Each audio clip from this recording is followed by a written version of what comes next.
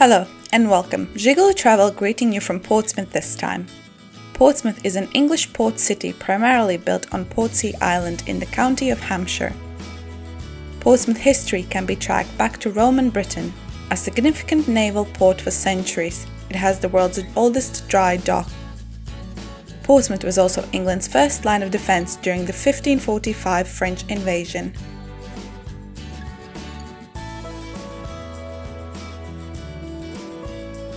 We will be doing a series of walks using GPS My City app. GPS My City offers 4 self-guided walking tours in Portsmouth to help you explore the city. Today we will follow the Portsmouth Introduction Walk. For a full detailed walk, check the GPS My City app.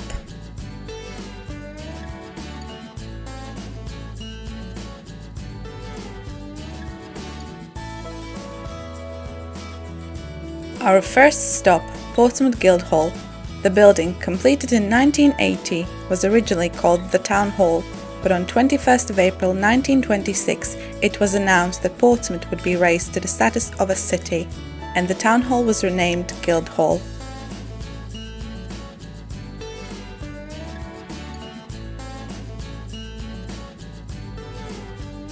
On 10th of January 1941, during the Second World War, the building was hit by incendiary bombs and was gutted.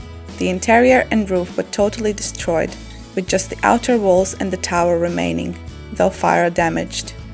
The building was rebuilt on 8th of June 1959. Her Majesty the Queen performed the reopening ceremony.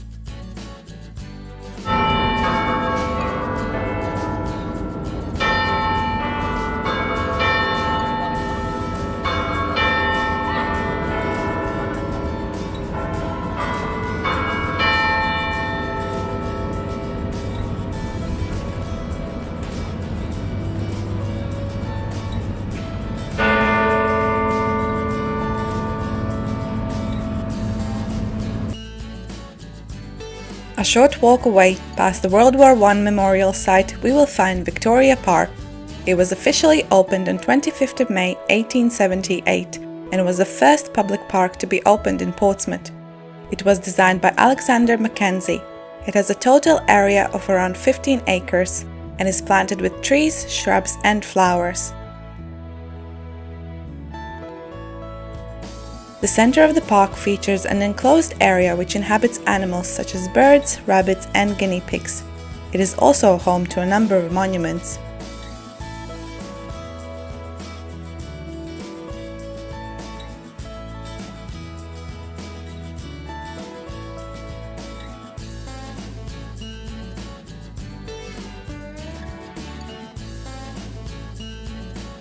Down the park road, you will find Gunwharf Quays.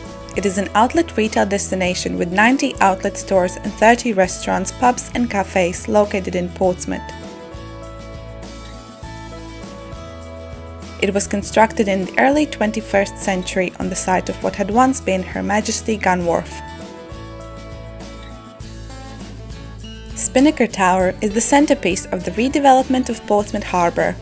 The tower represents sails billowing in the wind, a design accomplished using 2 large white sweeping steel arcs which give the tower its spinnaker sail design. At the top is a triple observation deck providing a 350-degree view of the city and the Langstone and Portsmouth harbours, and a viewing distance of 37 kilometres.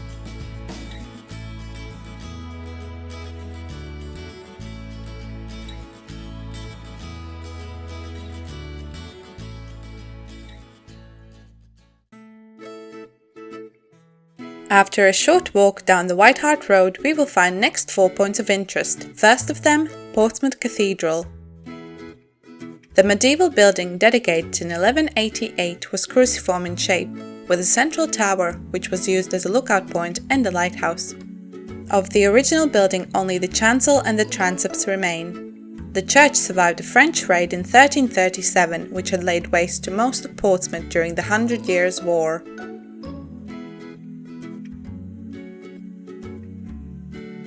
The Square Tower is one of the oldest surviving parts of Portsmouth fortifications, built to defend the city and harbour. Though it has gone through a number of usage changes, the tower still maintains a number of its original Tudor features. Built in 1494 during the reign of Henry VII, it was originally a fortified residence for the Governor of Portsmouth.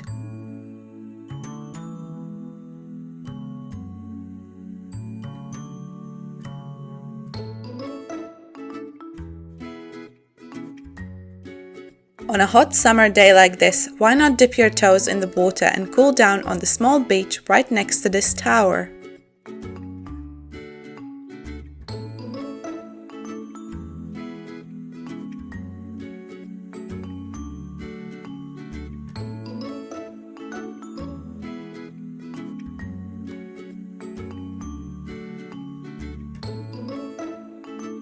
Lord Horatio Nelson was, is and will be one of the notable figures of England.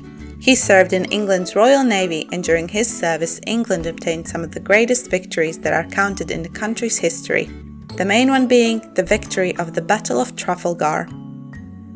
He is known to have been a man of strong character, very courageous and sometimes cruel in the desire to affirm himself, yet he remains an influential and well-respected figure even today.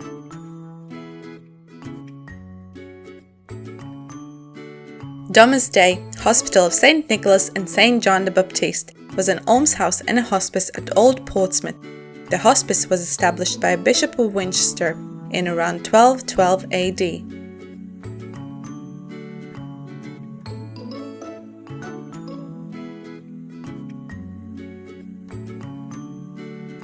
On 10th of January 1941, the buildings of Domus Dei were partially destroyed in an attack by German bombers.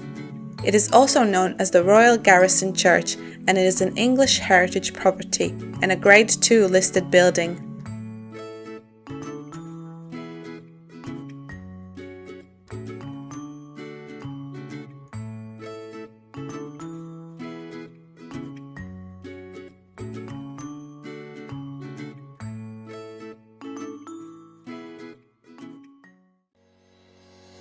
While taking a walk by the seaside several minutes away, you will find Clarence Pier. It was originally constructed in 1861 and boasted a regular ferry service to the Isle of Wight. It was damaged by air raids during World War II and opened in its current form in 1961.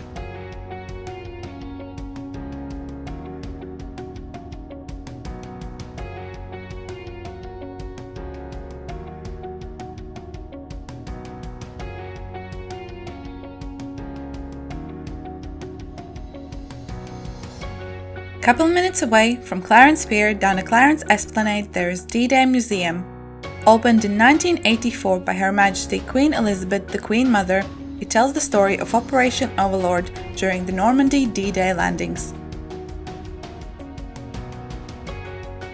The museum houses the Overlord embroidery, and the display involves a film show including original footage and archive film. The D-Day Museum is home to Overlord embroidery and was especially built to hold it.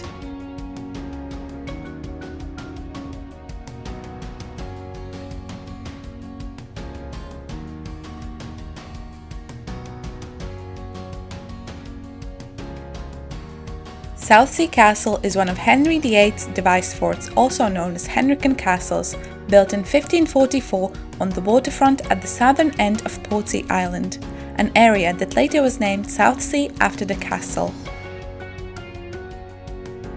The castle was built to guard the eastern entrance to the Solent and entrance to Portsmouth Harbour. Henry VIII watched the Mary Rose sink from near this location.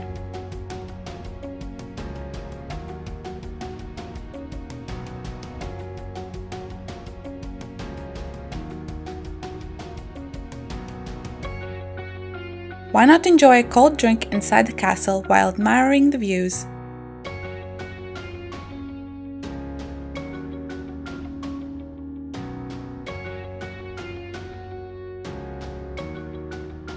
We hope you enjoyed this walking tour of Portsmouth, and we are looking forward for you to join us on our next adventure in the near future. Take care, guys!